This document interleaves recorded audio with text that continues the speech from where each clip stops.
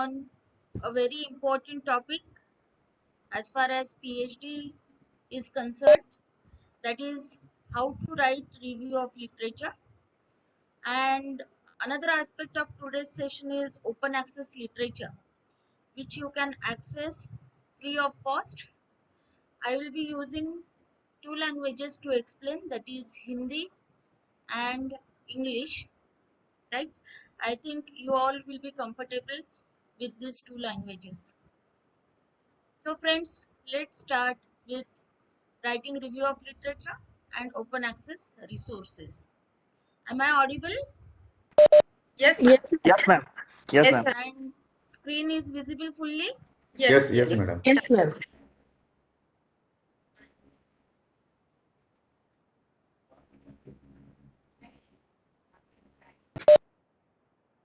So friends, let's start with the topic. See, cyclic process.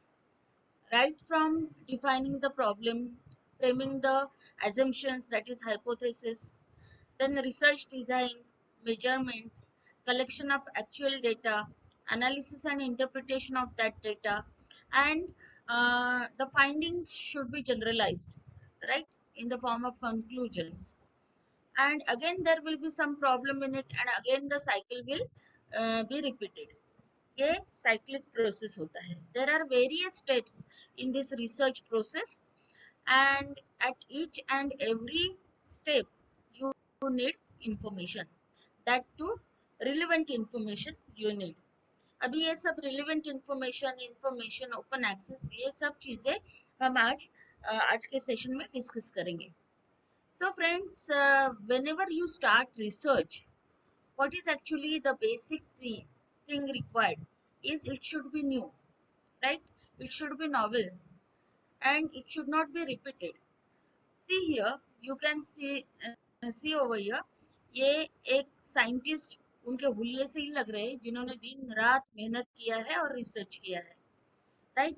But what he invented at the end of the research, that is the wheel, जिसका आविष्कार सदियों पहले हो चुका है, right? And he has invented the wheel in 21st century, and he is asking the patent examiners to grant a patent for his invention. Is it possible? It is not possible at all, because there is no novelty. He has repeated the research. Okay, so he has wasted all his resources like money, time, and he has reinvented the wheel. So the basic thing you must know while selecting the topic, that it should be new. और उसका जो newness है, novelty है, उसको prove करने के लिए आपको एक सर्वे कंडक्ट करना पड़ता है, that is called as literature survey, जिसको हम प्रायर आर्ट भी कहते हैं, राइट? तो ये लिटरेचर सर्वे आपको करना पड़ता है before to justify your study, that is new one, right? What literature review is? Actually, basically, literature review is a discussion of your knowledge about the topic. आपका जो नॉलेज है उसको पहले लिखिए. Then it is a discussion of your knowledge that is supported by the research literature. बाकी लोगों ने उसके ऊपर कौन सा काम किया है उसको आपको डिस्कस करना है, जो आपको सपोर्टेड स्टडी के लिए होगा. एंड लिटरेचर रिव्यू इतना थरली और इतना एग्जॉस्टिवली करना है कि that will justify your study, that will be the foundation for your research study, right? तो इस चीज़ों के लिए आपको लिटरेचर रिव्यू कंडक्ट करना पड़ता है. आपने काफ़ी थीसिस देखे होंगे या रिसर्च पब्लिकेशंस भी देखे होंगे. तो इस प्रकार से आप देख रहे हो, ये पहला आर्टिकल है, ये दूसरा आर्टिकल है, ये तीसरा आर्टिकल है, राइट? लेकिन आपको ऐसे नहीं लगता है कि ये हम टुकड़ों टुकड़ों में पढ़ रहे हैं, that is we are reading it in pieces. उसमें कोई इंटर डिस्कशंस नहीं है, इसका इससे कोई संबंध नहीं है, इसका इससे कोई संबंध नहीं है, जस्ट पैचवर्क के जैसे ये चैप्टर लिखा गया है. इस तरीके से लिटरेचर रिव्यू का चैप्टर नहीं लिखते. आप ध्यान में रखिए, ऐसे पैचेस में लिटरेचर रिव्यू नहीं लिखा जाता. अभी देखिए, आप एक चीज देखेंगे कि जे के बाद एच आ गया, एच के बाद एस आ गया. Is it alphabetical order? No, it is not in alphabetical order. Is it chronological order? Yes, 1964, 65, 65. Okay, so they have followed chronological order. तो अभी कितने तरीके से आपको ये रेफरेंसेस लिखने हैं, उसके लिए तीन ऑर्डर्स होते हैं. एक ऑर्डर होता है by the surname of the author, alphabetically. ठीक है, लेकिन इसमें प्रॉब्लम क्या है मैं आपको बता दूं. ये टाइप अल्फाबेटिकल टाइप अगर आपने लेते हो तो रिलेटेड, जैसे सपोज मैं एक टॉपिक लेती हूँ नैनो टेक्नोलॉजी. ठीक है, नैनो टेक्नोलॉजी पे जिसका सरनेम ए से शुरू हो रहा है वो भी लिख सकता है, और जिसका सरनेम जेड से शुरू हो रहा है वो भी लिख सकता है. तो एक ही टॉपिक के दो आर्टिकल्स आपका एक चैप्टर के स्टार्टिंग में आएगा और एक आपका चैप्टर के एंड में जाएगा. तो इससे इंटर रिलेशन मिलता नहीं है. That is actually the drawback of alphabetical arrangement. उसके बाद में दूसरी होती है क्रोनोलॉजिकल. सपोज आप कोई हिस्टोरिकल रिसर्च कर रहे हो, आप कोई ऐसा ट्रेंड निकाल रहे हो कि हर साल में कैसे कैसे वो टॉपिक डेवलप हो गया है. So in that case, you may follow this chronological arrangement. But according to me, or according to the experts, the thematic arrangement, theme के हिसाब से arrange करो. Okay, that is the most convenient and that is the most versatile method and the most popular method the researchers are following. So the literature review is not a study by study or article by article description of studies previously done. It is not a restatement of the studies previously done, and it is not also taking a brief overview of the articles. ये सब चीजें यानी literature review नहीं होती है. फिर literature review क्या होता है वो हम अभी देखेंगे. What are actually the goals of literature review? सबसे पहला गोल होता है रिव्यू ऑफ लिटरेचर का, वो होता है to demonstrate familiarity with a body of knowledge and to establish creditability. See, familiarity and creditability, these two words are very important. Then to show the path of prior research and how a current topic is linked to it.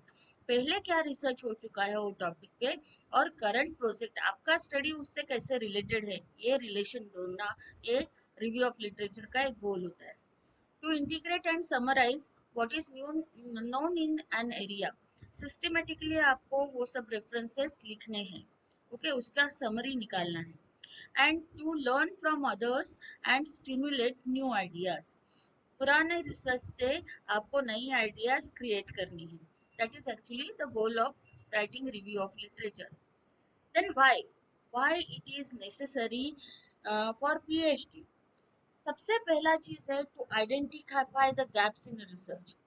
अभी ये सबसे important गोल होता है review of literature का. देखिए, जैसे एक बड़ा टॉपिक है, उसके 5 सब टॉपिक है, ABCDE, राइट. तो हो सकता है कि ए में बहुत ज्यादा रिसर्च किया हो लोगों ने, बी पे थोड़ा कम किया हो, लेकिन सी ऐसा पार्ट है जिसमें रिसर्च ही नहीं हुआ है अभी तक. That is actually the gap. वो गैप आपको ढूंढना है और उस गैप पे काम करना है. So that is actually the main aim of conducting review of literature. Then of course to avoid reinventing the wheel. जो दूसरों ने ऑलरेडी ढूंढ के निकाला है उसको आप फिर से क्यों रीइन्वेंट कर रहे हो. तो डुप्लीकेशन ऑफ रिसर्च टालने हेतु आपको रिव्यू ऑफ लिटरेचर करना पड़ता है. और रिव्यू ऑफ लिटरेचर करते वक्त बाकी रिसर्चर्स ने उस टॉपिक पे कहाँ पे जाके छोड़ दिया है वो पॉइंट ढूंढना बहुत इंपॉर्टेंट होता है, क्योंकि that will be your starting point. So to carry on from where others have already reached. Then to identify other people working in the same fields. बाकी कौन से यूनिवर्सिटी पे सिमिलर लाइन में सिमिलर ऑब्जेक्टिव्स के साथ में वो विषय चल रहा है वो आइडेंटिफाई करना. Then to increase your knowledge in that particular subject area, इसके लिए भी आपको पढ़ना पड़ेगा. Then to provide the intellectual context for your own work. उसके बाद में कुछ अपोजिंग व्यूज है क्या, बाकी लोगों ने कौन सी रिसर्च मेथोडोलॉजी यूज की है, बाकी स्टालवर्ड्स कौन से हैं वो पर्टिकुलर विषय में काम करने वाले, वो कौन से प्रकार का लिटरेचर यूज करते हैं। तो ये सब चीजें जानने के लिए आपको रिव्यू ऑफ लिटरेचर कंडक्ट करना पड़ता है। एंड ऑफ कोर्स ये पूरा एग्जॉस्टिव स्टडी जो होता है that will justify your research, that is you are working on a unique aspect of that particular subject, right? So this is actually why we conduct review of literature. Then हम थोड़ा आगे चलते हैं, how to conduct a good literature review. उसके लिए आपको क्या क्या यूज करना पड़ेगा। तो देखिए, केवल आपको गूगल यूज करने से काम नहीं होता है। You should have knowledge of indexing and abstracting services in your subject. Indexing and abstracting services जो होती है वो आपके सब्जेक्ट में जो भी लिटरेचर पब्लिश होता है उसकी बिब्लियोग्राफिक इंफॉर्मेशन और उसके ब्रीफ एब्स्ट्रैक्ट आपको देते हैं। तब आपको पता चलता है कि वो आर्टिकल आपके काम का है या नहीं है, and you may go for the full text of that particular article. Then अच्छा लिटरेचर रिव्यू आपको करना है तो आप में एक स्किल होना चाहिए, that is searching and browsing कैसे करना।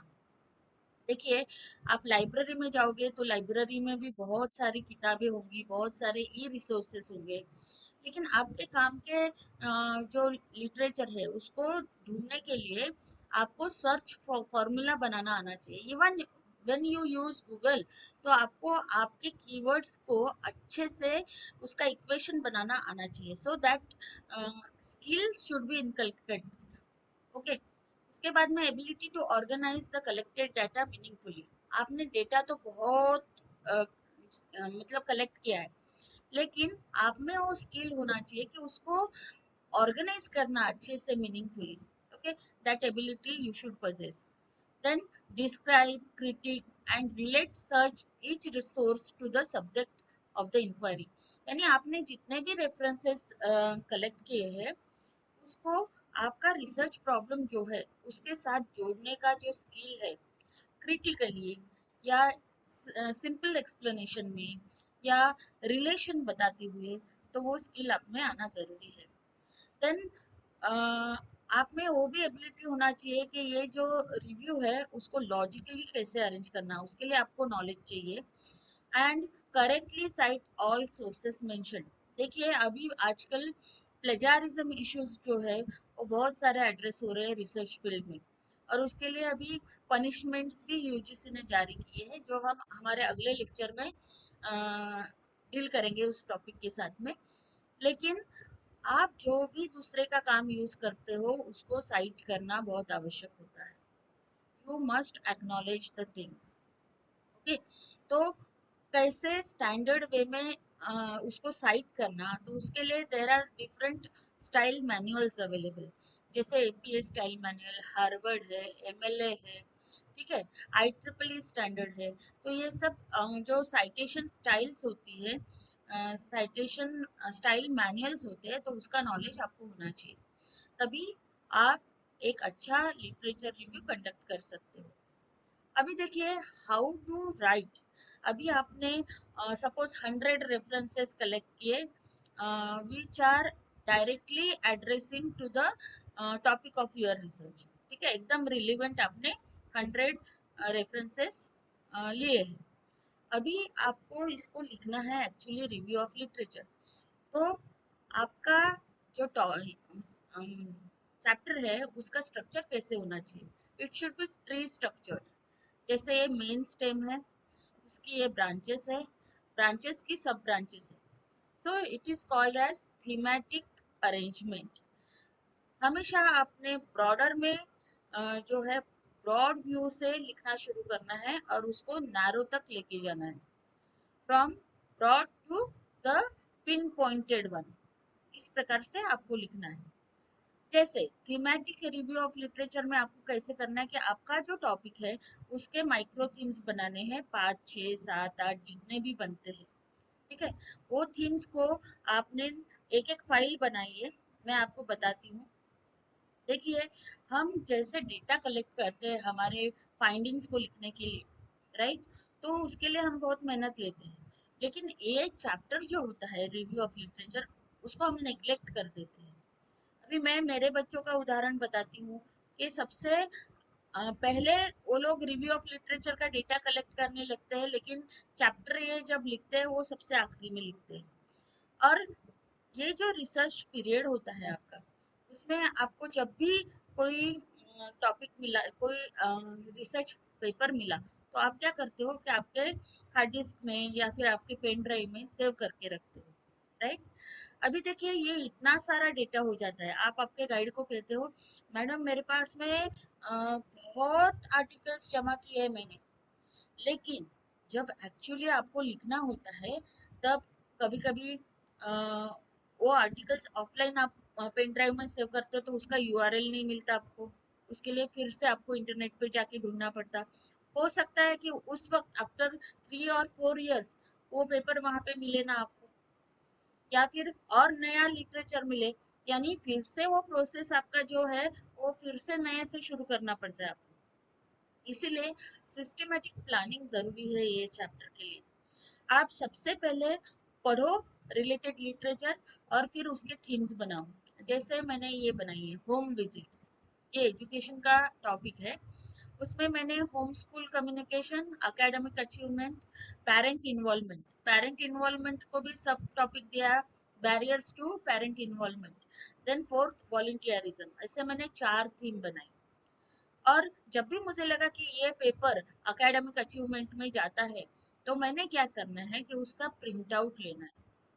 देखिए हम आजकल स्क्रीन पे पढ़ते जाते, लेकिन अगर आपको बहुत अच्छा क्वालिटी रिव्यू पेपर लिखना है या आपका चैप्टर बहुत क्वालिटी बनाना है जिसमें से एक रिव्यू पेपर निकले जर्नल में, तो आपको सिस्टमेटिक वे में उसको कलेक्ट करना है।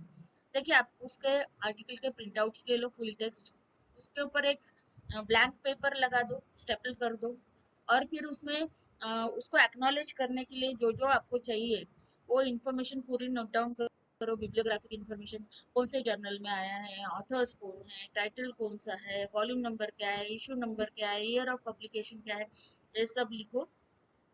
फिर ऑथर ने जो एब्स्ट्रैक्ट दिया है वो वैसे के वैसे आप कॉपी और पेस्ट करेंगे तो नेचुरली प्लेजारिज्म आ जाएगा उसमें, तो आपको वो नहीं करना है। ऑथर के एब्स्ट्रैक्ट को रीड करते हुए उसमें से कुछ पॉइंट्स उठाते हुए अपना एक खुद का राइटअप करना है, और उसमें आप पूरा आर्टिकल पढ़िए।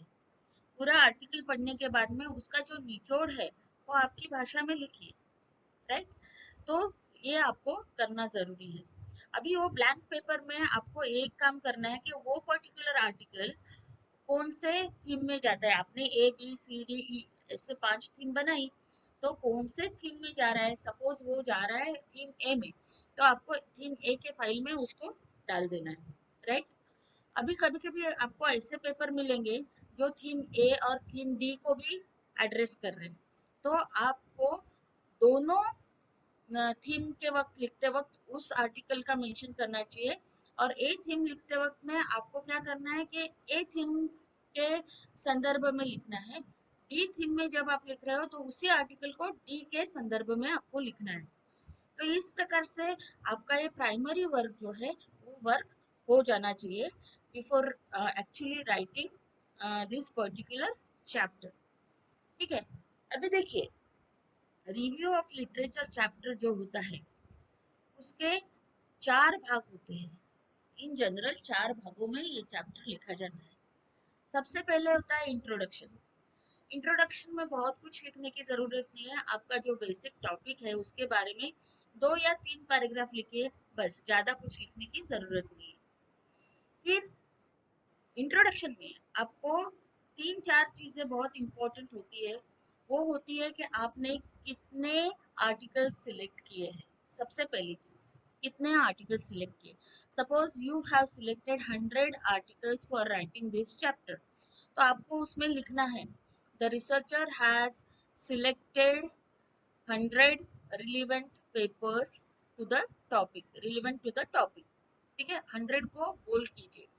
क्यों बोल्ड करना है, क्योंकि जब आपका ओपन डिफेंस वाइवा होगा तो जब एक्सपर्ट्स पूछते हैं आपने कितने आर्टिकल्स का रिव्यू किया है, तो आपके मुंह से ये नहीं निकलना चाहिए कि सर होंगे 60 70, 60 या 70 दूसरा प्रश्न आता है। इसलिए you must be very clear कि हमने 100 आर्टिकल शॉर्टलिस्ट किए और 100 का निचोड़ यहाँ पे दिया है, राइट। अभी ये आर्टिकल्स आपने कहाँ से लिए, that is also very important thing. आपने आपके एब्स्ट्रैक्टिंग सर्विसेज देखे हैं क्या, आपने साइंस डायरेक्ट जैसे डेटाबेसेस देखे हैं क्या, आपने शोधगंगा से थीसिस लिए हैं क्या, तो आपने उसमें लिखना चाहिए कि आपने ये आर्टिकल्स कौन से रिसोर्सेस में से लिए हैं। आपने high impact factor, web of science और स्कोपस के जर्नल्स में से लिए हैं क्या, तो वो भी लिखिए कि आपने कहाँ कहाँ से ये आर्टिकल्स ढूंढे हैं। That will reflect the quality, ठीक है। और उसके बाद में आपको एक चीज लिखना है कि अ, आपने कौन सी अरेंजमेंट फॉलो की है, वेदर अल्फाबेटिकल और क्रोनोलॉजिकल और thematic. If you are following thematic arrangement तो लिखिए कि the themes are shown below करके एक स्केलेटन डाल दीजिए। जैसे मेन टॉपिक आपका, उसका सब themes A B C D E, ए के भी A1 A2, बी के भी B1 B2 हो सकते हैं, राइट। तो ये स्केलेटन दे दीजिए। सो इतना तीन चार चीजें जो है वो इंट्रोडक्शन में लेना बहुत इंपॉर्टेंट है। इंट्रोडक्शन में आएगा brief introduction about your topic, how many articles you have selected, from where you have selected, and how you are presenting it, arrangement क्या है, राइट। तो ये इंट्रोडक्शन चैप्टर का हो गया। उसके बाद में एक्चुअली आपको the body of review of literature लिखना है। Body of review of literature means अभी आपको ये सब 100 पेपर्स जो आपने किए हैं उसको सिस्टमेटिकली थीम वाइज अरेंज करना है और उसके बारे में निचोड़ लिखना है। अभी देखिए, इसमें अभी आप लेंगे पहला थीम ए। थीम ए में थीम ए को डिस्क्राइब कीजिए, जो आपका थीम ए है उसको इंट्रोडक्शन देने के बाद में सपोज थीम ए में 100 में से आपके 20 आर्टिकल्स मिले आपको थीम ए में, तो लिखिए कि under theme A the researcher is going to discuss 20 reviews of research papers, ठीक है। वो लिखने के बाद में आप एक एक आपका जो नोट्स लिखे हैं वो 20 पेपर्स निकालिए। और 20 पेपर्स में आपको फिर ध्यान में आता है, अरे ये जो पर्टिकुलर ऑथर ने लिखा है ना, उसके फाइंडिंग्स ये दूसरे ऑथर के पेपर में भी सेम आ रहे, तो ये वो आपके निरीक्षण के पॉइंट्स होंगे। that will be your work. You are taking an overview of all the 20 articles over here, और आप उसमें आपस में क्या कनेक्शंस है वो आप देख सकते हो। उसके वो आर्टिकल का स्पेशलिटी आप हाईलाइट कर सकते हो लिखते वक्त। तो ऐसे 20 आर्टिकल्स को आपने क्या किया, अ, लिखा, उसके एब्स्ट्रैक्ट्स लिखे, और फिर थीम ए खत्म करने के पहले आपको उसका निचोड़ लिखना है, मतलब summary for theme A, right. और थीम ए होने के बाद में थीम बी पे जब आप जाते हो तो थीम ए और बी को कनेक्ट करने वाला एक पैराग्राफ लिखना है, जिसे हम कहते हैं ट्रांजिशन पैराग्राफ, ठीक है। वो जो आपका वाचक है उसको स्मूथली लैंड करेगा ए से बी में। फिर बी के 15 पेपर है आपके पास में, you follow introduce theme B, और पूरे इसके आपने जो नोट्स लिखे हैं वो 15 पेपर के ये लिखिए। फिर वो 15 पेपर का जिस्ट समरी फॉर बी में लिखिए, और उसमें आपके पूरे निरीक्षण जो होंगे, inter relation between this journal papers, तो वो आप लिखिए। फिर ट्रांजिशन पैराग्राफ लिखिए, फिर बी से सी पे जाइए। तो ऐसे पूरे थीम्स आपके जब हो जाएंगे तब आपको तीसरा पार्ट, ये जो चैप्टर है उसका तीसरा पार्ट जो है, that is overall conclusion, overall summary. आपके पूरे चैप्टर की समरी क्या है वो आपको 2 या 3 पेजेस में इन डिटेल में लिखनी है। वो होने के बाद में ये पूरे 100 के साइटेशंस जो है रेफरेंस सेक्शन में आएंगे। सो आपका ये जो चैप्टर होता है लिटरेचर रिव्यू, उसके 4 पार्ट्स। पहला है इंट्रोडक्शन, दूसरा है body of review of literature, तीसरा है समरी, और चौथा होता है आपका references, that is the acknowledgement. तो इतना आपको लिखना आवश्यक होता है। देखिए, this is introduction, body of review of literature, उसमें आपके थीम्स रहेंगे 1 2 3, और फिर समरी, एंड देन आपका रेफरेंसेस आएंगे। तो ये आप लिखेंगे तभी आपका रिव्यू ऑफ लिटरेचर जो है बहुत अच्छा होगा। सो फ्रेंड्स, ये रिव्यू ऑफ लिटरेचर लिखने के लिए अभी आपको रिमोट लॉगिन दिए जाएंगे। आप नागपुर यूनिवर्सिटी में एनरोल हो पीएचडी के लिए, तो अभी जो हमारे ई रिसोर्सेस है, तो उसके रिमोट लॉगिन, पहले एक आईपी एड्रेस लॉगिन होता था, वहां जाके ही आपको करना है, लेकिन ये कोविड पीरियड में अभी आप सब रिसर्चर्स को रिमोट लॉगिन और पासवर्ड दिया जाएगा। ठीक है, उसका प्रोसीजर अभी शुरू हो चुका है। तो जितने भी ई रिसोर्सेज हमारा यूनिवर्सिटी सब्सक्राइब करता है, और ई शो द सिंधु के तहत यूजीसी हमें जो ई रिसोर्सेज देती है, तो वो पूरे आपको एक्सेस करने मिलेंगे। सो आप वो चीज़ कभी भूलना नहीं। और आप being PhD student, you become the member of your university library, क्योंकि वेब ऑफ साइंस जैसे डेटाबेसेस हमारे यहाँ पे एक्सेसिबल है। राइट, देखिए जेनी अर्लेज ने सही कहा है कि टेक्नोलॉजी जो है वरदान है अभी आज की तारीख में। हमने पूरा पैंडेमिक देखा, सब अभी आप बैठ के ऑनलाइन क्लासेस कर रहे हो। यही आपको पहले क्या होता था कि आपको उतना छुट्टी निकाल के आना पड़ता था और यहाँ पे बैठ के अटेंड करना पड़ता था एकेडमिक स्टाफ कॉलेज में, लेकिन टेक्नोलॉजी ने हमें पंख दिए हैं।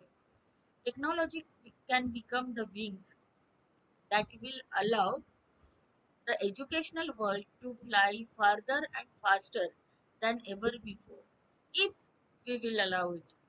अगर हम ये पूरे चीज़ों का नॉलेज रखते हैं, वो स्किल्स हम में डेवलप करते हैं, we should be able to manage all these new gadgets, जैसे ये नेटवर्क टीचर कहते हैं आजकल, उनको वीडियो कॉन्फ्रेंसिंग करना आना चाहिए, रियल चैट रूम्स यूज करना आना चाहिए, नेट क्लासरूम्स अटेंड करना आना चाहिए, सोशल प्लेटफॉर्म्स जो है उसको यूज करते आना चाहिए। ओके, सो ये टेक्नोलॉजी बहुत इम्पोर्टेंट एस्पेक्ट प्ले कर रही है। इसमें मैं आपको एक बहुत ही मूल्यवान ऐसी चीज बताने जा रही हूँ, open access. Open access literature को आपको बहुत ज़्यादा फॉलो करना है अभी, क्योंकि that literature is free of cost, immediate access, it is permanent, full text आपको यहाँ से मिलेगा, ऑनलाइन एक्सेस मिलेगा, राइट, 24/7 एक्सेस मिलेगा। तो ऐसे ओपन एक्सेस रिसोर्सेज www पे कौन से है जो आपको रिव्यू ऑफ लिटरेचर करते वक्त बाकी भी नॉलेज के लिए आपके पीएचडी टॉपिक के रिलेटेड आपको यूज करता आना चाहिए। तो मैं आपको ये ओपन एक्सेस रिसोर्सेस अभी बताऊं।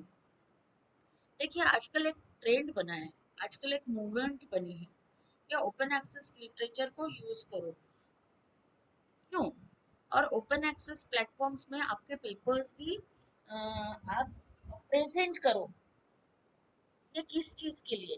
क्योंकि ओपन एक्सेस है, फ्री ऑफ कॉस्ट है, तो आपका रिसर्च ज्यादा लोगों तक पहुंचेगा, आपके रिसर्च की विजिबिलिटी बढ़ेगी, और जितने ज्यादा लोग आपको साइट करेंगे उतना आपका रिसर्च का इम्पैक्ट बढ़ेगा। राइट, इसीलिए ये ओपन एक्सेस रिसोर्सेज अपने रिसर्च के लिए बहुत इंपॉर्टेंट होते हैं। ऐसी बहुत सारी रिपोजिटरीज है जो www पे अवेलेबल है, जो आपको ओपन एक्सेस लिटरेचर देती है। देखिए इसमें मेटा डाटा डिस्क्रिप्शन होता है, जिसके कारण आप keyword searching and browsing possible है। ये इंटरनेशनल स्टैंडर्ड्स पर आधारित होते हैं, और गूगल जैसे सर्च इंजन ये ओपन एक्सेस को लिटरेचर को इंडेक्स करती है। सो आप गूगल के थ्रू भी कीवर्ड सर्चिंग करेंगे तो भी ये ओपन एक्सेस लिटरेचर रिट्रीव होता है। ये डिजिटल फॉर्म में होने की वजह से लॉन्ग टर्म उसका प्रिजर्वेशन होता है, और इनके परमानेंट एड्रेसेस होते हैं जिसको हम डिजिटल ऑब्जेक्ट आइडेंटिफायर और यूआरएल, यूनिफॉर्म रिसोर्स लोकेटर यानी यूनिक वेबसाइट एड्रेस से एक्सेस कर सकते हैं। लेकिन बीइंग पीएचडी स्टूडेंट, अगर आप गूगल पे सर्च करते हो ऑनलाइन लिटरेचर के लिए, तो आपको कुछ ऐसा अनुभव आता है, सफरिंग फ्रॉम इंफॉर्मेशन ओवरलोड। ये भी मिल रहा है, वो भी मिल रहा है, वो भी मिल रहा है, सब मिल रहा है, राइट? ओके, तो ऐसा नहीं होना चाहिए। आपको इंफॉर्मेशन ओवरलोड फेस नहीं करना है। So you must know the specific resources. देखिए, अभी हमारे लाइब्रेरी का आईसीटी एरा में स्ट्रक्चर कैसा होता है? We have traditional library of books and journals, but we have now digital libraries and virtual libraries. Virtual libraries means the libraries which are available on internet. Okay, तो ये कौन सी libraries है वो अभी मैं आपको बताने जा रही हूँ, that will be useful for you forever. See, there is a Chinese proverb: give a man a fish, feed him for a day, teach a man to fish, he feeds himself for lifetime. है ना? तो ये resources अगर आपको पता है तो आपकी जो इंफॉर्मेशन नीड्स है वो अपने आप खुद पूरा कर सकते हो। Now I am just going ahead, और मैं आपको एक रिसर्च आउटपुट दिखाना चाहती हूँ, इंडिया एंड द वर्ल्ड। देखिए, ये 5 साल का ये है, स्टैटिस्टिक्स है। इसमें आप देखेंगे कि पूरे वर्ल्ड में इतने पब्लिकेशंस हुए, कितने हैं ये? 32,79,478, राइट? उसमें से इंडिया से पब्लिश हुए इतने हैं, Indian by Indian authors, okay, 1,87,000। और इसमें से कितने ओपन एक्सेस पब्लिकेशंस है? तो आप यहाँ पे देख सकते हो पूरे वर्ल्ड में 9,28,000 ओपन एक्सेस में पब्लिश हुए पेपर्स है, और इंडिया के जो इतने हैं 1,87,000 में से 40,328 ये ओपन एक्सेस में पब्लिश किया है लोगों ने, राइट? अभी हमें ओपन एक्सेस रिसोर्सेस देखेंगे। मैंने आपको ऑलरेडी इंफॉर्मेशन दी है। Open access literature means the literature which is available on the web, you can access 24/7 in full text, and there is no copyright barrier, means ये literature use करने के लिए you need not take the permission of the author, original author, ठीक है? Copyright का barrier इसमें से हटा दिया गया है। Now, open access literature is available in various vehicles. Open access journals होते हैं, ओपन एक्सेस आर्काइव्स होती है, इंस्टीट्यूट लेवल की इंस्टीट्यूशनल रिपोजिटरीज होती है, शोधगंगा जैसे इलेक्ट्रॉनिक थीसिस एंड डिसर्टेशंस होते हैं, और अभी जो न्यू ट्रेंड है वो है OER and OCW। OER stands for Open Educational Resources, OCW stands for Open Courseware। ये सब क्या है और उसके एग्जाम्पल्स क्या है वो मैं अभी आपको बताती हूँ। सो ओपन एक्सेस जर्नल्स, देखिए, ऐसे बहुत सारे जर्नल्स हैं जो ओपन एक्सेस में अवेलेबल है। आपको अगर आपके पेपर्स पब्लिश करने हैं PhD के, तो you may select open access journals, right? इसमें पीयर रिव्यूइंग भी होता है, और जो आर्टिकल प्रोसेसिंग चार्जेस होते हैं, जैसे बहुत से जर्नल्स जो है वो आपसे फीस लेते हैं पब्लिश करने के लिए, तो वो फीस भी नहीं होती है, राइट? तो अभी हम देखेंगे ये ओपन एक्सेस जर्नल्स अगर आपको ढूंढने हैं आपके विषय के, so there are directory of open access journals, DOAJ। दूसरी वेबसाइट है फ्री मेडिकल जर्नल्स, तीसरी है हाईवायर प्रेस, और चौथी है ओपन जेकेट। तो ये 4 डायरेक्टरीज अगर आपने देखी तो आपको बहुत सारे ओपन एक्सेस जर्नल्स मिल जाएंगे। सबसे पहला है DOAJ, that is directory of open access journal. देखिए, this is open, global and trusted, और आप यहाँ पे देखेंगे आपको 80 लैंग्वेजेस में जर्नल्स मिलेंगे। 130 कंट्रीज ये जर्नल्स को पब्लिश करती है, और 12,262 इतने जर्नल्स आपसे फीस नहीं लेते, आर्टिकल प्रोसेसिंग चार्ज वो नहीं लेते हैं। देन यहाँ पे आप देखेंगे इतने सारे 17,573 जर्नल्स आप यहाँ से फ्री जर्नल्स, टोटली फ्री आप यहाँ से एक्सेस कर सकते हो। और इसमें आर्टिकल्स कितने हैं तो आप देखेंगे यहाँ पे मोर देन 74 lakhs आर्टिकल्स आपको मिलेंगे, एंड यहाँ से आप सर्च कर सकते हो। देखिए, ये 2020 का एक है, तो इसमें 282 इंडियन जर्नल्स जो है इंडिया से पब्लिश्ड वो इसमें दिए गए हैं। आपको एक चीज बताना चाहूंगी कि हमारा national knowledge commission of India जो है 2005 में बैठा था, और उन्होंने कुछ स्पेसिफिक ओपन एक्सेस के रिगार्डिंग रिजोल्यूशंस दिए थे, रिकमेंडेशंस दिए थे। उन्होंने कहा था कि जो भी गवर्नमेंट फंडेड रिसर्च है इंडिया का, that should be published in open access journals, okay, so that it should be freely accessible to all the researchers। और ये रिकमेंडेशन को इम्प्लीमेंट करने के लिए हमारे जो भी अग्रगण्य रिसर्च संस्थाएं हैं भारत की, जैसे CSIR, ICAR, ICMR, DRDO, इन सब ने उनके जो रिसर्च पब्लिकेशंस है जर्नल्स, उनको ओपन एक्सेस कर दिया है। अभी देखिए ये जो डायरेक्टरी है उसमें जर्नल के नाम से भी आप सर्च कर सकते हो, बाय कीवर्ड भी आप सर्च कर सकते हो। आप यहाँ पे देखेंगे सब्जेक्ट वाइज भी यहाँ पे लिंक दी है, आप आपका सब्जेक्ट यहाँ से ले लीजिए एंड यू स्टार्ट सर्चिंग। देखिए ये पब्लिशर्स आप देख सकते हो, एल्सवियर, BMC, ये पूरे स्प्रिंजर, ये पूरे पब्लिशर्स टॉप के पब्लिशर्स है पूरी विश्व के। Taylor and Francis, Sage publishing, मिले, तो इन लोगों के भी जर्नल्स ओपन एक्सेस में अवेलेबल है, यानी क्वालिटी इज देयर।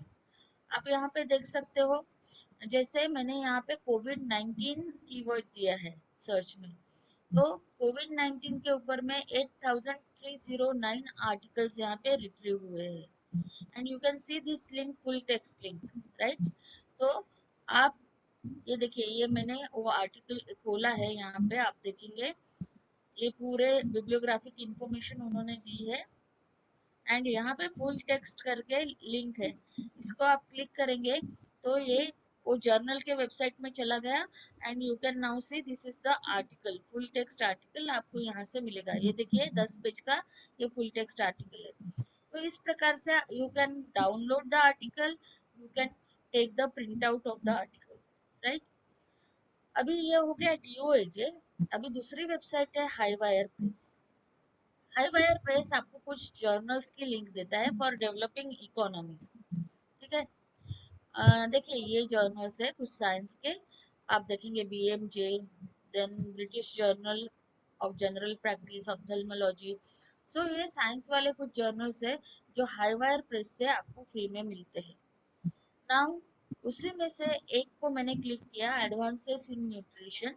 देखिए इसका इम्पैक्ट फैक्टर भी है, ठीक है, और यहाँ से आप टेबल ऑफ कंटेंट भी देख सकते हो। और ये जो आर्टिकल है, ये आर्टिकल अगर आपको देखना है तो you can click on this and you can download the article in full text, 7 pages का ये आर्टिकल है। देन तीसरी वेबसाइट है फ्री मेडिकल जर्नल्स। ये भी साइंस से रिलेटेड, देखिए ये सब्जेक्ट्स है, और आप यहाँ पे देखेंगे फ्री जर्नल्स है, और यहाँ पे देखेंगे 1950 टू प्रेजेंट, यानी बैक वॉल्यूम्स भी इसके आपको मिलेंगी, राइट। और इम्पैक्ट फैक्टर के हिसाब से भी, जैसे journals with impact factor greater than 2, तो ये जर्नल्स है 2 से ज्यादा impact factor. Journals with impact factor more than 5, ठीक है। तो इस प्रकार से you can use free medical journal site. और अभी आप देखेंगे कि जेगेट नाम का एक कंसोर्शिया है, उसमें भी बहुत सारे ओपन एक्सेस जर्नल्स आपको मिलेंगे। देखिए ये जेगेट है, इसका अभी 9000 से भी ज़्यादा जर्नल्स का एक्सेस यहाँ से मिलता है, और इसमें से भी बहुत सारे जर्नल्स फ्री भी है, आप देख सकते हो यहाँ पे। इसमें आप एडवांस सर्चेस कैरी कर सकते हो, जैसे बिजनेस कीवर्ड दिया तो इतने आर्टिकल्स आए, राइट। ये आर्टिकल आपको पढ़ना है तो फुल टेक्स्ट पे क्लिक कीजिए, ये खुल गया, राइट। आप एडवांस सर्च भी कर सकते हो, जैसे स्टॉक प्राइजेस इकोनॉमिक ग्रोथ, ये 3 कीवर्ड्स मैंने यूज किए, तो ये 2 पेपर्स आए, and you can see that article will open. So ये हो गया जर्नल्स का। फ्रेंड्स, बीइंग PhD स्टूडेंट्स, मैं आपको एक चीज बता दूं कि ई जर्नल्स को प्रिफर कीजिए आपके पेपर्स को पब्लिश करने के लिए, क्योंकि आप हार्ड कॉपी जर्नल्स वालों को देंगे तो 6 महीने कुछ नहीं होगा। तो ये जर्नल्स क्विक पब्लिकेशंस करते हैं। आपको एक उदाहरण देखना है तो आप देखेंगे, the paper was accepted and published on the same day. यानी ये व्यक्ति ने जो पेपर लिखा है उसके जो कंटेंट है वो एडिटोरियल बोर्ड को लगा कि जल्दी से जल्दी लोगों तक जाना चाहिए, तो उन्होंने अ, उसी दिन उसको एक्सेप्ट करके पब्लिश कर दिया। देखिए, ये जो बड़े बड़े पब्लिशर्स होते हैं उनके अर्ली पब्लिकेशन साइट्स होती है। मतलब आपका पेपर उनके रेगुलर पब्लिकेशन में, सपोज अभी अप्रैल चल रहा है, उन्होंने दिसंबर इशू के लिए सिलेक्ट किया है, तो वो अर्ली पब्लिकेशन वेबसाइट में आपके पेपर को डाल देते हैं ताकि वो रिसर्चर्स तक जल्दी पहुंचे, राइट। उसके बाद में मैंने भी ये सब चीज़ें ट्राई की थी। मैंने 2006 में एक पेपर लिखा था डी लिप मैगजीन के लिए, और मेरा अनुभव देखिए यहाँ पे। At that time I was librarian at Shivaji science college. ये मेरा पेपर था। ये पेपर 2006 के नवंबर इशू में आया और मेरा अनुभव इतना अच्छा था कि उनका 3 हफ्ते का समय रहता है। आपने पेपर सबमिट किया, 3 हफ्ते में वो आपको बता देते हैं whether your article is accepted, rejected और नीड्स इम्प्रूवमेंट, राइट। तो ये चीज, एक यूनिक चीज मैंने इसमें देखी। देखिए, when you go for E journals तो आपका पेपर, और दैट टू ओपन एक्सेस, तो आपका पेपर की विजिबिलिटी बढ़ जाती है। पूरे विश्व में आपका रिसर्च चला जाता है और ज्यादा से ज्यादा रीडर्स, उसके ऊपर कोई बंधन नहीं होता करके उसको रीड करते हैं, यूज करते हैं। तो उससे आपकी अपॉर्चुनिटीज भी बढ़ती है। देखिए, ये हमारा एक लाइब्रेरी साइंस का जर्नल है, एल्सवियर पब्लिश करता था उसको, the international information and library review. Web of science में ये इंडेक्स्ड है जर्नल, और इसमें मेरा एक पेपर आया था। आप देखेंगे, responding to information needs of the citizens through e government portals. Okay, तो ये पेपर पढ़ के मुझे एक अपॉर्चुनिटी आई, मुझे एक मेल आया, आप यहाँ पे देख सकते हो। That mail is from university at Albany न्यूयॉर्क, और उन्होंने कहा कि उन्होंने मेरा ये पेपर पढ़ा, और वो लोग एक साइबर बिहेवियर पे इंटरनेशनल इंसाइक्लोपीडिया बना रहे थे। तो उन्होंने कहा कि आप उसके लिए ऐसा ही इंडिया का केस स्टडी लिख के दो गवर्नमेंट पोर्टल्स का। तो मैंने दिया उनको लिख के, और 25 पेजेस का मेरा वो पेपर उन्होंने इंसाइक्लोपीडिया ऑफ साइबर बिहेवियर में छापा। देखिए, मैंने जैसे कहा आपको कि इंडिया से पब्लिश होने वाले बहुत सारे जर्नल्स जो है वो ओपन एक्सेस में है। उसके कुछ उदाहरण आप देखेंगे, इंडियन अकेडमी ऑफ साइंसेस के इतने 11 जर्नल्स पब्लिश करते हैं। ये सब देखिए, करंट साइंस जो है वो 1932 से आज तक के पूरे इश्यूज आपको फ्री ऑफ कॉस्ट मिलेंगे ओपन एक्सेस में। देन इंसा की कुछ जर्नल्स है, then Indian journals dot com, Kamla Raj, then MedIND, इसमें मेडिकल के जर्नल्स आपको मिलेंगे। मेडनो पब्लिकेशंस ये भी है। तो ये सब जर्नल्स आपको फ्री ऑफ कॉस्ट यहाँ पे मिलेंगे। फ्रेंड्स, ये हो गया जर्नल्स के बारे में। Is it clear to all of you? Yes, ma'am. Yes, Yes, ma'am. Yes, yes, madam. Okay. So this is all about journals. लेकिन कुछ जो होते हैं ना रिसर्च, उसके लिए फंडामेंटल्स बुक्स की भी आवश्यकता होती है। So there are so many digital library projects going on in India also and across the world also. तो इसमें से कौन से प्रोजेक्ट्स ऐसे हैं जहाँ से आपको बुक्स मिलेंगी, वो भी मैं आपको बताना चाहती हूँ। देखिए, देर is one mega project that is 1 million book project. उसमें एक्चुअली चाइना, इंडिया और अमेरिका, ये तीनों ने मिलके बनाया है। उन्होंने कुछ स्कैनिंग सेंटर्स बनाए हैं इंडिया में, आप देखेंगे। और as far as Maharashtra is concerned, Pune की जयकर लाइब्रेरी जो है, that is one of the scanning center for this project. और ये प्रोजेक्ट में उन्होंने क्या किए, पुराने से पुराने किताबें जो है जिसका कॉपीराइट खत्म हो गया है, और नई से नई किताबें जिसमें कॉपीराइट का उन्होंने प्रॉब्लम सॉल्व किया है। तो ऐसे बुक्स उन्होंने डिजिटाइज करके एक लाइब्रेरी बनाई, द यूनिवर्सल डिजिटल लाइब्रेरी। अभी देखिए, ऐसा ही क्लास था ओरिएंटेशन का, और एक मैडम थी, तो उन्होंने बोला कि मेरा पीएचडी का टॉपिक ऐसा है कि जैसे गणपति को हाथी का सर है, राइट? तो उसके पीछे एक माइथोलॉजिकल स्टोरी है। जैसे महाभारत, महाभारत का लाइव कमेंट्री जो है वो धृतराष्ट्र जी को किसने दिया था? संजय नामक व्यक्ति ने। तो ऐसे जो स्टोरीज है, तो वो स्टोरीज को कंपाइल करना उनका टॉपिक था। तो उन्होंने मुझे पूछा कि मेरा एक रिसर्च क्वेश्चन ये भी है कि हिंदू स्त्री शादी के बाद भारत में मंगलसूत्र पहनती है, उसके पीछे का कोई रीजन है क्या? काला पहनती है ना, काला मनी वाला, तो उसके पीछे कुछ रीजन है क्या, ऐसी स्टोरी है क्या? तो मैंने उनको कहा कि मैं आपको सोर्स बता सकती हूँ, ढूंढना आपको है। तो मैंने उनको ये पर्टिकुलर लाइब्रेरी बताई, क्योंकि इसमें पुराने से पुराने किताबें जो है, जो जैसी मिली वैसी, सपोज टॉन है, दो चार पेजेस गायब है, जैसे मिले वैसे उन्होंने डिजिटाइज करके रखी है फॉर द फर्दर जनरेशन। और ये पर्टिकुलर लाइब्रेरी ये करने के लिए देखिए, ये सॉफ्टवेयर आपको इंस्टॉल करना बहुत इम्पोर्टेंट होता है, ठीक है? एक टिफ फॉर्मेट में उन्होंने इस पेजेस को सेव करके रखा है, तो ये सॉफ्टवेयर पहले आपको डाउनलोड करना पड़ता है। अभी देखिए, ये जो यूनिवर्सल डिजिटल लाइब्रेरी है, उसमें आप इस प्रकार से सर्चेस कर सकते हो। You can click on this any subject, तो आपका सब्जेक्ट आपको यहाँ पे लेना है और देखना है। जैसे यहाँ पे देखिए, ये मैंने बायोलॉजी कीवर्ड दिया है, और उसमें इतने सारे किताबें आई है। इसमें से कोई भी एक किताब अगर आपको देखनी है तो यहाँ पे क्लिक कीजिए, और आप यहाँ पे उसकी बिब्लियोग्राफिक इंफॉर्मेशन करेंगे, और यहाँ पे आप क्लिक करेंगे टिप रिव्यूअर, तो वो किताब खुलती जाएगी।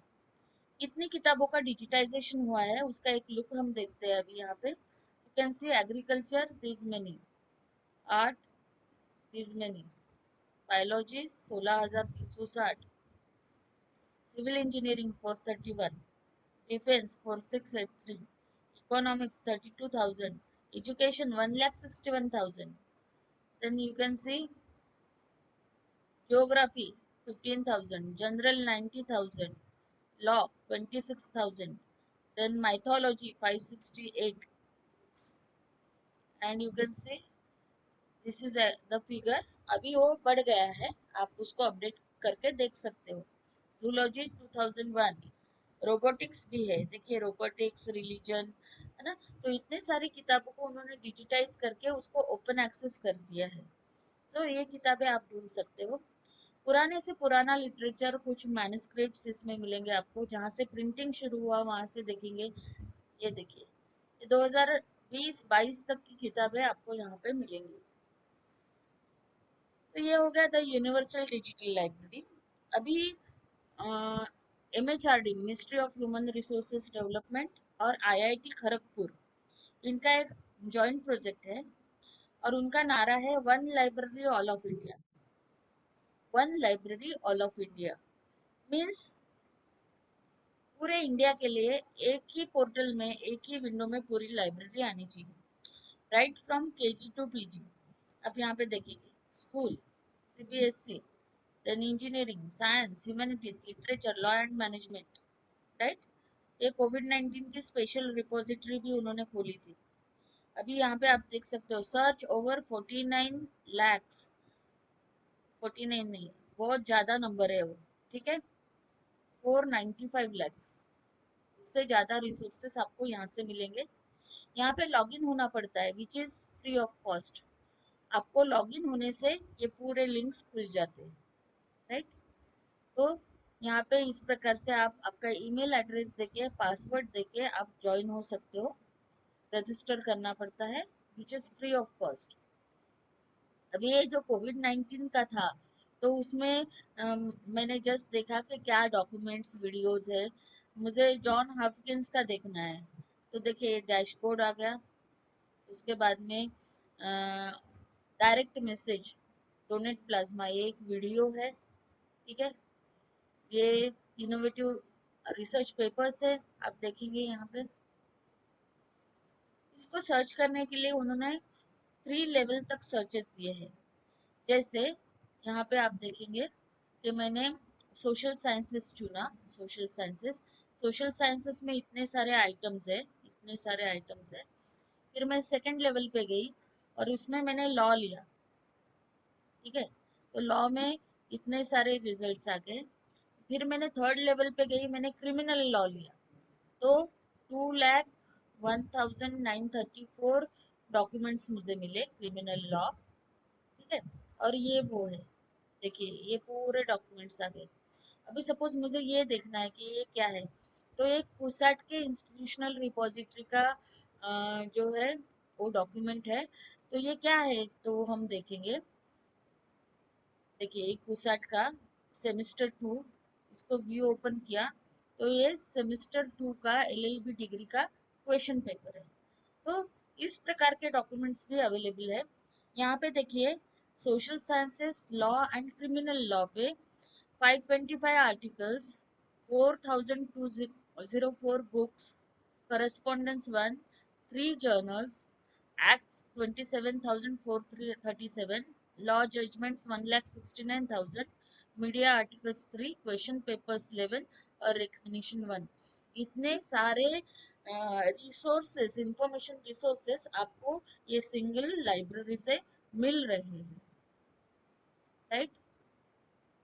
अभी देखिए जैसे डीओएजे है, वैसे ही एक DOAB करके भी वेबसाइट है, that is for books, directory of open access books.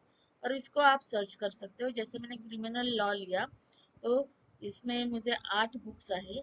ये पहला बुक मैं देखना चाहती हूँ, 300 पेजेस का ये बुक है, terrorism, criminal law and politics. आप यहाँ पे देख सकते हो, राइट।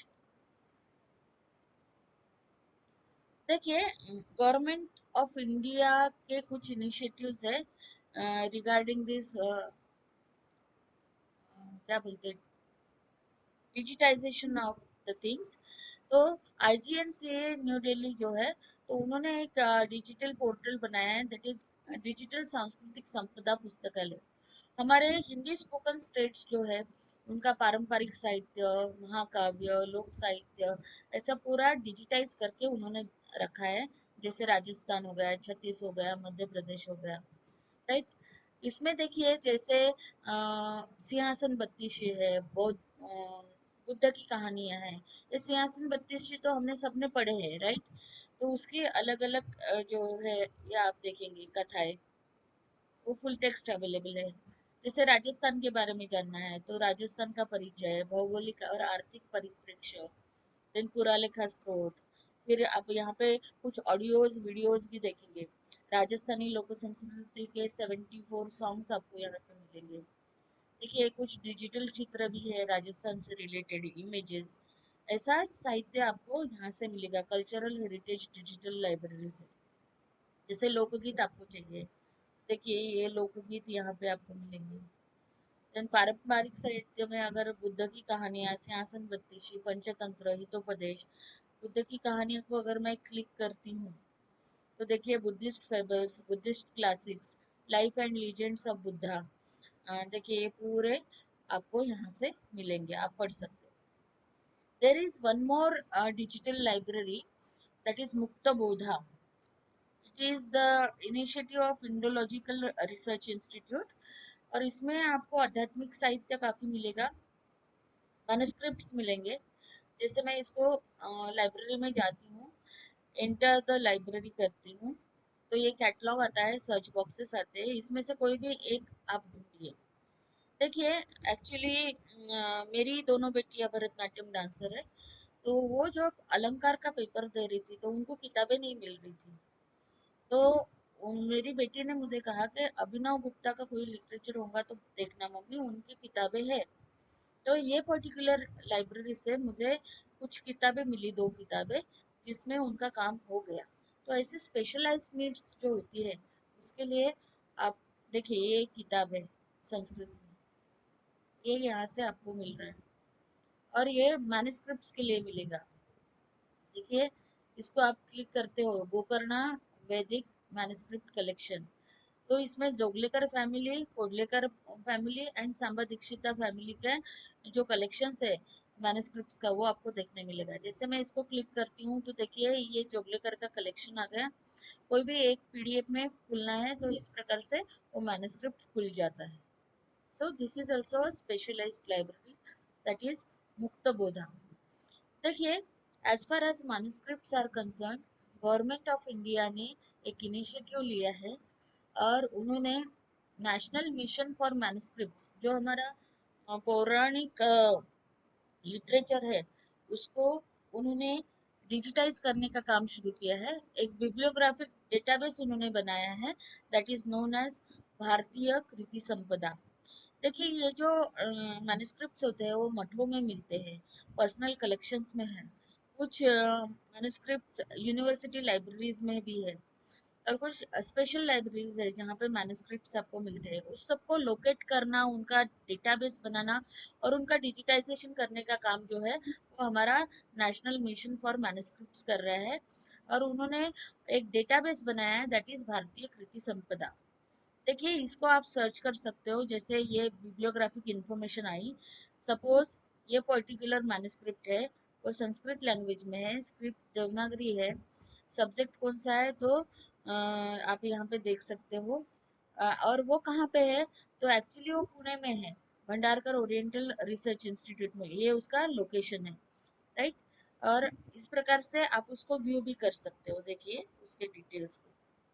सो दिस इज भारतीय कृति संपदा। और एक डिजिटल लाइब्रेरी प्रोजेक्ट है, यहाँ पे देखिए लॉगिन करना पड़ता है, विच इज फ्री। ओके, ये ministry of human resource development का प्रोजेक्ट है और विज्ञान प्रसार डिजिटल लाइब्रेरी।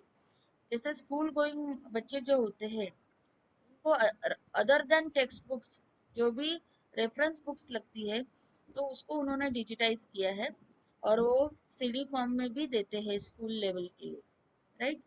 जैसे इसमें मैंने सर्च किया एनवायरनमेंट शब्द डाल के, ये एक बुक मिली, इसको मैं क्लिक की तो view complete book, download the book, मैंने व्यू को क्लिक किया तो देखिए ये पूरा किताब खुल गई। 155 पेजेस की किताब है, ये बच्चे आराम से पढ़ सकते हैं through this particular library.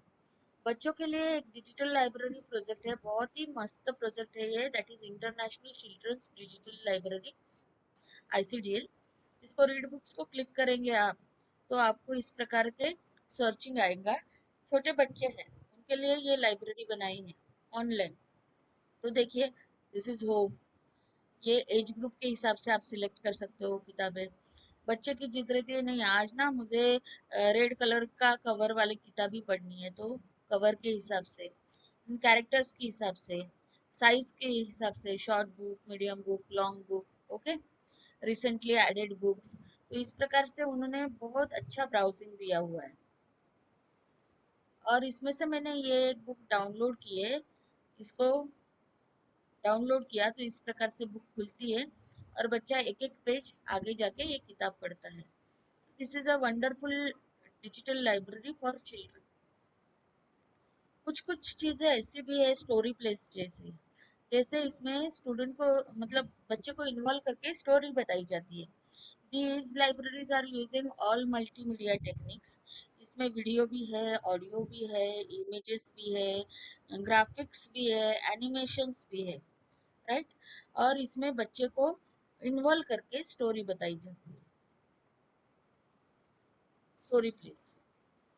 Again coming to our academics, you can also try project Gutenberg website for getting the books published by foreign publishers, okay, project Gutenberg। इसमें भी आपको हजारों किताबें ऐसी है जो फ्री ऑफ कॉस्ट मिलती है। There is one more unique website that is LibriBooks, इसमें आपको ऑडियो बुक्स मिलेंगी, ठीक है, and that too free of cost, पूरी audio books. This is advance search option, यहाँ पे आप सर्च कर सकते हो, ठीक है। टाइटल के हिसाब से, सब्जेक्ट के हिसाब से, लैंग्वेज के हिसाब से आप यहाँ पे देखेंगे ये सब ऑडियो बुक्स है। देखिए इंग्लिश में 28,785 बुक्स है। तो ऐसे ही लैंग्वेज ब्राउज करते वक्त मुझे लगा कि चलो हिंदी में देख लेते हैं। हिंदी में भी 5 बुक्स का उन्होंने किया है रजिस्टर्ड। फिर मुझे लगा कि मराठी में भी देख लेते हैं। तो मराठी में देखिए एक ही बुक का काम हुआ है और वो ये है मानवी अधिकाराचा जागतिक जाहीरनामा। आप उसको डाउनलोड भी कर सकते हो। 77 MB का ऑडियो बुक है वो। तो दिस इज लिब्री बुक्स। इसमें देखिए आप यहाँ पे आपको किस प्रकार के बुक्स सुनने हैं, है ना। Action, then crime, mystery, culture and heritage, dramas, then travel fictions, then fantastic fiction, general fiction. तो ये सब आप यहाँ से भी सिलेक्ट करके ब्राउज कर सकते हो। अभी मैं आती हूँ यूजीसी की तरफ। यूजीसी के ये ओपन एक्सेस रिलेटेड क्या इनिशिएटिव्स है वो मैं आपको बताना चाहूंगी। यूजीसी का एक ऑटोनॉमस सेंटर है जिसे हम इन्फ्लिबनेट के नाम से जानते हैं, इंफॉर्मेशन लाइब्रेरी नेटवर्क। और इनकी मेजर एक्टिविटीज क्या है, तो यूजीसी आपको इन्फ्लिबनेट के थ्रू ई शोध सिंधु का सब्सक्रिप्शन देती है यूनिवर्सिटीज को। आपको प्लेजरिज्म सॉफ्टवेयर देती है शोध शुद्धि पोर्टल के थ्रू, उरकुंड सॉफ्टवेयर का एक्सेस। और कॉलेज लेवल पे उन्होंने एनलिस्ट शुरू किया है, ई रिसोर्सेस कॉलेज लेवल के लिए देना। और इन्फोफोर्ट, इन्फ्लिबनेट की इंस्टीट्यूशनल रिपोजिटरी, शोधगंगा और शोधगंगोत्री, ये पूरे ओपन एक्सेस इनिशिएटिव्स है। और आप यहाँ पे देखेंगे ईपीजी पाठशाला में भी इनका योगदान है। इन्होंने एक विद्वान डेटाबेस बनाया है और ई कंटेंट के लिए विद्यामित्र पोर्टल बनाया है। और लाइब्रेरी ऑटोमेशन के लिए सोल सॉफ्टवेयर इन्होंने तैयार किया है। और एक यूनियन कैटलॉग, इंडिया के जितने भी यूनिवर्सिटीज है उनके ओपैक्स आपको यहाँ से दिखेंगे इंड कैट में। तो ये सब इनिशिएटिव्स यूजीसी के हैं थ्रू इन्फ्लिबनेट। अभी देखिए जो ई शोध सिंधु, अगर आप यूनिवर्सिटी लाइब्रेरी के मेंबर बनेंगे नागपुर के, तो आपको इसका पूरा एक्सेस मिलेगा ई शोध सिंधु का, राइट। और आप सब ने ये रिसोर्सेस यूज करना है। और अभी आप प्लीज आपका जो रिसर्च सेंटर है, अभी रिसेंटली पत्र आया है कि गाइड का नाम, मोबाइल, ईमेल और उनके अंडर जो रजिस्ट्रेशन कर रहे स्टूडेंट्स है उनको रिमोट लॉगिन के लिए हर एक को पासवर्ड दिया जाएगा। तो वो डिटेल्स आपके गाइड को बोलिए रिसर्च सेंटर में सबमिट करने के लिए। तो आपको ये सब रिसोर्सेस आपके घर बैठ के आप देख सकते हो, राइट। इसमें क्या क्या है आप देखेंगे। देखिए 217 यूनिवर्सिटीज को उन्होंने इसका एक्सेस दिया है, उसमें से नागपुर यूनिवर्सिटी उसमें से एक है। 3,200 प्लस कॉलेजेस, इसमें 10,000 से ज़्यादा जर्नल्स है। देखिए 1,64,300 से ज़्यादा ई बुक्स है।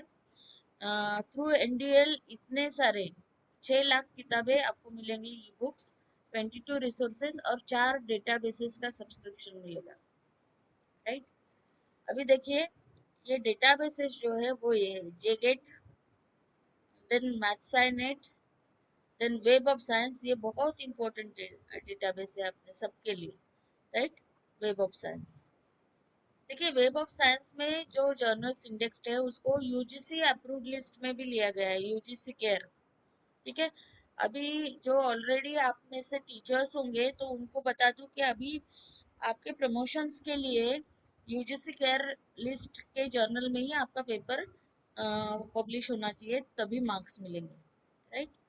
तो ये सब फुल टेक्स्ट रिसोर्सेज देखिए, एसीएम डिजिटल लाइब्रेरी के 145 जर्नल्स, अमेरिकन केमिकल सोसाइटी के 49 journals, American institute of physics के 19, then annual reviews, ASC journals, ये सब ऑनलाइन जर्नल्स का सब एक्सेस आपको मिलेगा थ्रू आवर लाइब्रेरी, ओके। उसके बाद में हम थोड़ा आगे जाते हैं। ये इन्फ्लिबनेट आपको ऑनलाइन उरकुंड का भी एक्सेस देते हैं, उसको सब्सक्राइब करना पड़ता है ऑफ कोर्स। तो देखिए शोध शुद्धि उसी का पोर्टल है। इतने मेंबर्स इंस्टीट्यूशंस है, इतने टोटल यूजर्स है, और इतने सारे डॉक्यूमेंट्स का already plagiarism check through this portal हो चुका है। अभी जैसे कि मैंने कहा कि कॉलेज लेवल के लिए इनफ्लिपनेट एनलिस्ट नाम के ई रिसोर्सेज का पोर्टल देता है। उसका मात्र सब्सक्रिप्शन 5,000 के अराउंड है पर ईयर, है ना। तो हर कॉलेज लाइब्रेरी उसको एक्सेस करती है, सब्सक्राइब करती है, क्योंकि नैक में उसके लिए वेटेज है, राइट। तो आप किसी कॉलेज में होंगे तो अपने लाइब्रेरियन से जाके मिलो और उनसे पासवर्ड ले लो। ये इनफ्लिपनेट की खुद की इंस्टीट्यूशनल रिपोजिटरी है। मतलब इनफ्लिपनेट के थ्रू बहुत सारे लाइब्रेरी साइंस में कॉन्फ्रेंसेस होती है, तो उसमें जो पेपर्स पब्लिश होते हैं वो सब डिजिटाइज करके उन्होंने रखे हैं। जैसे मुझे देखना है डिजिटल लाइब्रेरी के ऊपर किसने कितने पेपर्स है ये रिपोजिटरी में, तो इतने सारे हैं पेपर्स। ओके, तो मुझे एक देखना है ये, तो वो पेपर पूरा यहाँ पे डाउनलोड हो जाता है। ये इनफ्लिपनेट आपको एक और चीज देती है, and that is Vidwan database. जो एक्सपर्ट्स है थ्रू आउट इंडिया वो यहाँ पे रजिस्टर कर सकते हैं। आप भी खुद का रजिस्ट्रेशन यहाँ पे कर सकते हो। देखिए कभी कभी हम, जैसे अभी आपका पीएचडी कोर्स वर्क है, तो हमको भी एक्सपर्ट्स बाहर से बुलाने के लिए इतना किसको पता होता है। तो हम अगर ये विद्वान डेटाबेस में जाएंगे और हम सब्जेक्ट वाइज एक्सपर्टाइज देखेंगे, तो आपको पता चलता है, and you can call them for as a resource person, right. So this is Vidwan database. इसमें मोर देन 62,000 एक्सपर्ट्स ने अपने प्रोफाइल जो है दिए हैं, राइट। उसके बाद में एक और ई कंटेंट पोर्टल है यूजीसी का, दैट इज विद्यामित्रा। और यहाँ पे देखेंगे आप कि इसमें online course material, e books, video lectures, experts notes आप देखेंगे। ये देखिए ये सब्जेक्ट वाइज दिया हुआ है। आप आर्ट्स एंड ह्यूमैनिटीज के हो तो आप यहाँ पे क्लिक कर सकते हो, ठीक है। It is not actually open access database नहीं है ये, लेकिन थ्रू रजिस्ट्रेशन आपको यूजर नेम पासवर्ड मिलता है। तो इसमें देखिए मैंने देखा यहाँ पे हर विषय के यहाँ पे लिंक्स दिए हुए हैं। आप यहाँ से यूज करके, जैसे सोशल मैनेजमेंट, सोशल साइंसेस है, you can click over here and tick. ये एडवांस सर्च बॉक्स है, इसमें आप ये सब यूजी पीजी कॉम्बिनेशन सर्चेस कर सकते हो। यहाँ पे 44,450 ई टेक्स्ट है, वीडियो 66,000 है, एंड यूजी लेवल के 46,000 मिलेंगे आपको, और 20,000 से ज़्यादा पीजी के मिलेंगे, राइट। That is विद्यामित्रा।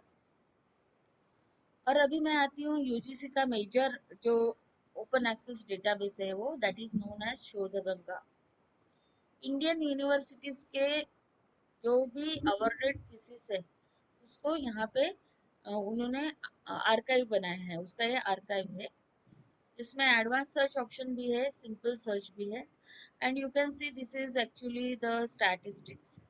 इतने सारे, मतलब अराउंड नजदीक पास 3 लाख तक थीसिस गए हैं।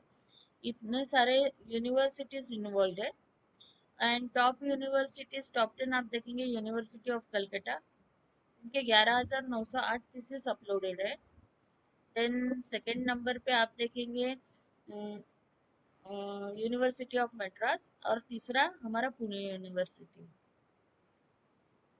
देखिए अभी मैं शोधगंगा में एक कीवर्ड देती हूँ, बुद्धिज्म। ये मैंने पाली प्राकृत विभाग में दिया था लेक्चर, तो मैंने बुद्धिज्म शब्द का यूज किया था।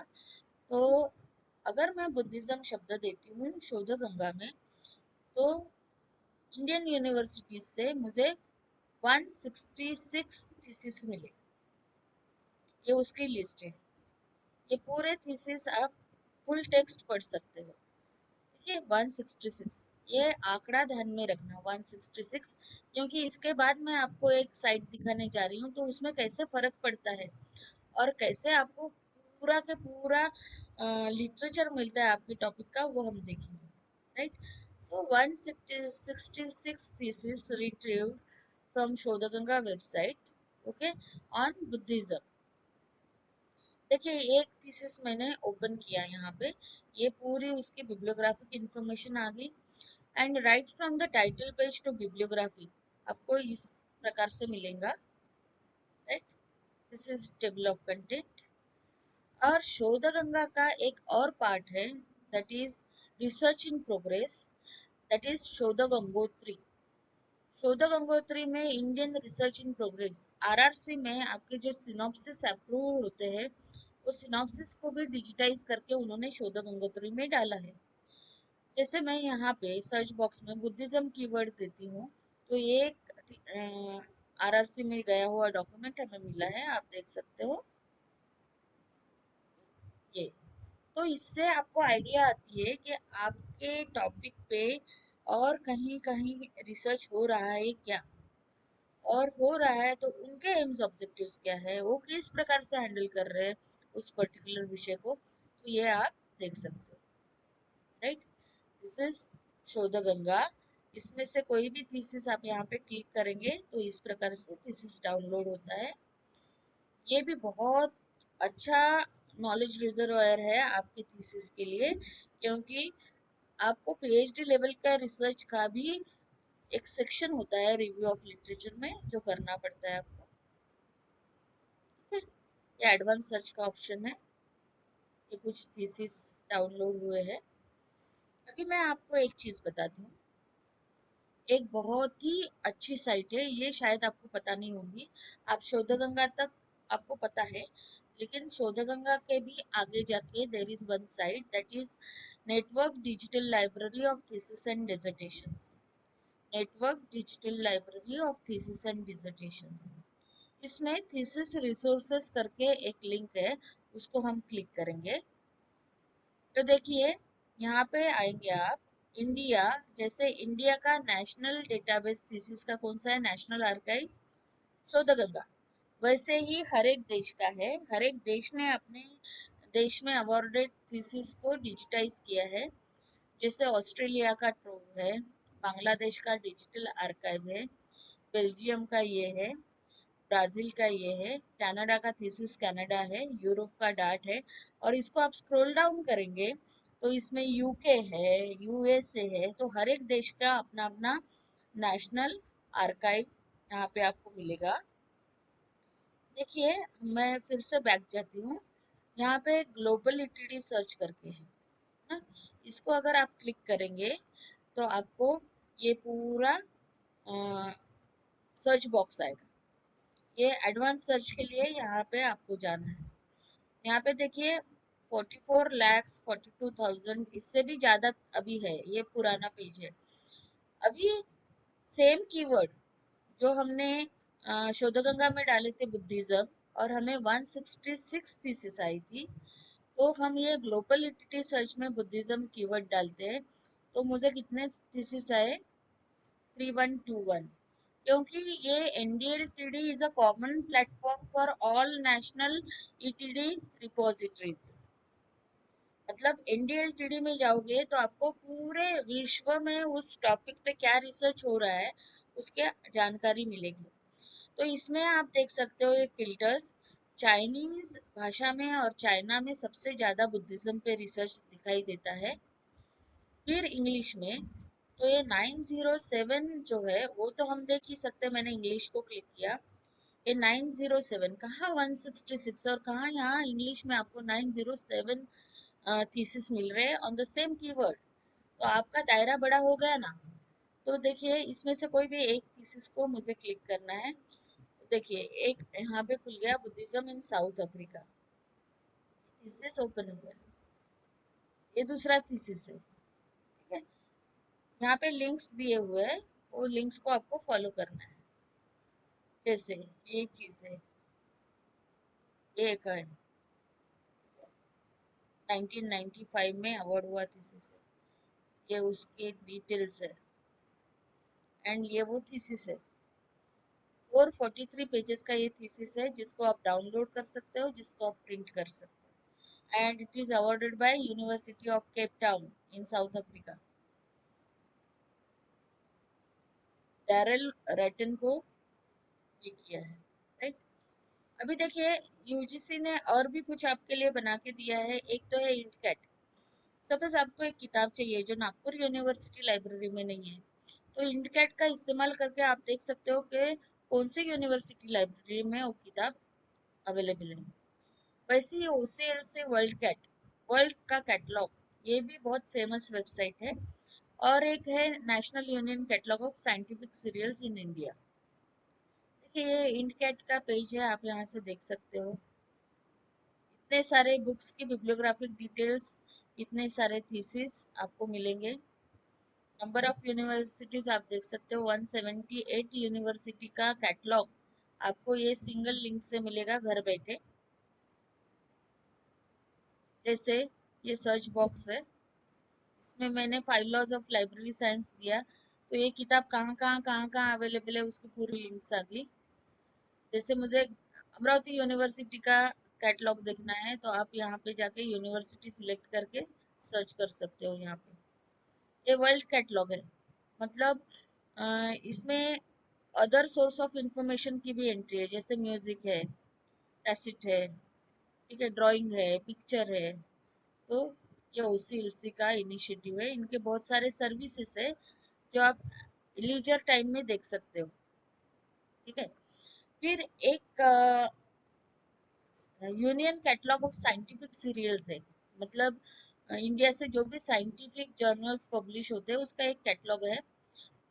आप यहाँ पे देखेंगे इतने सारे जर्नल्स की इंफॉर्मेशन है। और 572 स्पेशल लाइब्रेरीज का इसमें समावेश है। और इलेक्ट्रॉनिक डॉक्यूमेंट डिलीवरी सर्विसेज ये देते हैं। ये निस्केयर का इनिशिएटिव है। आप देखेंगे इसको इस प्रकार से, you can search. Now I am coming to one more very important aspect of open access. इसमें से भी आपको बहुत सारी चीजें मिलेंगी, ठीक है। ये शुरू करने के पहले Preeti madam, am I audible? Yes ma'am. Yes ma'am. Preeti madam, आपण ब्रेक घेऊया का?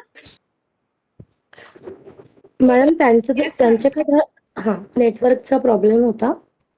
हाँ हॅलो हाँ, बोला. मॅडम, अ, आवाज येतोय? हो, हा येतोय मॅम. येतोय. हा ब्रेक घ्यायचा आहे का आवाज- मॅम? हा, ब्रेक घेऊया का आपण हो 5-10 हो मिनिटाचा? चालेल चालेल मॅम, काही हरकत नाही. मग मी कंटिन्यू करते. हो हो येस मॅम. सगळ्यांना समजतंय ना? Yes ma'am. Yes ma'am. Yes हाँ, मॅम. चैट बॉक्स में कम्युनिकेट कीजिए. Yes ma'am.